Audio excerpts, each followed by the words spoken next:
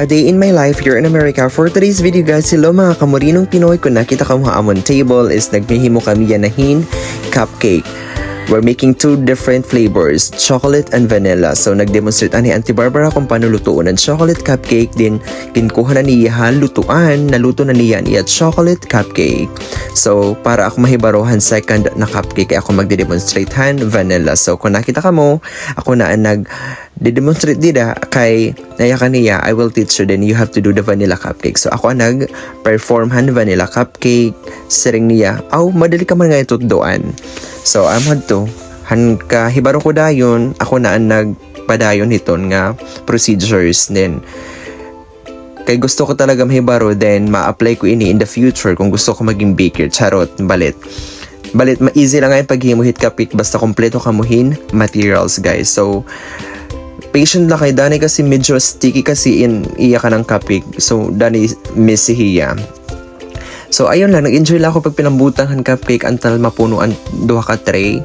Tapos lalatog ko nagihapon ito hiya para ma-flatten hiya bago ko isakob ha oven ngan lutuon. So iniimod ko lang nga daan mga cupcakes na nasasalin. So ayun, makikita niyo nakalatag na ang cupcake na ginhimo ko, it's vanilla. And gimbutan ko niya ha oven. Hindi kinitaan ko ha oven na tubo hiya guys, as in mahusay.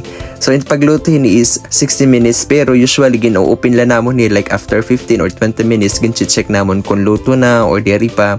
So gagamitan lang niyo toothpick or anamon gingamit kasi is kanang spaghetti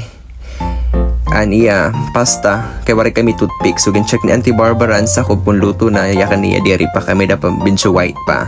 So ginluto na mo otro hiya for 2 minutes until maluto talaga hiyas. Nan makikita niyo may indication man hito pag luto na hiya. So adto nagprovide ani kami amon frosting pati ang toppings para cupcake na chocolate ngan vanilla. So nagtikang ni Auntie Barbara pagbutang anihan iya kaya nagiman chocolate. So aniya of course toppings is frosting is chocolate nga ang toppings pares la kama. So amo na nabutang na hiya with design pa niya guys, padahon pa niya pero di rin natutuhay kay nagkakalat hiya. Tapos wala niya kasi igbutang nga daan top cupcake. So wala na lang ipadayon. So adi na ang resultahan chocolate cupcake. Grabe mahusay hiya guys. Nan marasa hiya. Tapos ginkuha ko na ang akon luto nga vanilla. So pag brown na hiya, it means it's luto na hiya.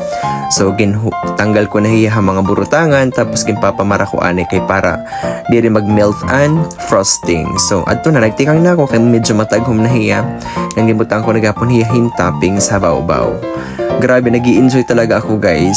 So everyday magtitikang-tikang na ako paghimuhin cupcake, cake, or kung ano man. Kay in the future, kung kumanto na ako Philippines utro, pwede ko gamiton as business, diba?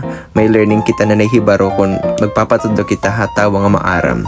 So ginuman ko lahat pambutangan frosting and topping sa baw-baw. Then ayun, igahatag naman ito mga bata nga maagi niyan kay may nag-invite ta amon for garage dinner with neighbors. So adin ang resulta guys. Charan! Marasa. Ngan, mahamot pagudiya. Amula ito na kinhimuyan na nga Domingo. See you tomorrow guys. Please share, like, para damot akon mahingon video ngan i-share pa niyo. I love you all guys. Be safe and God bless us all. Bye-bye!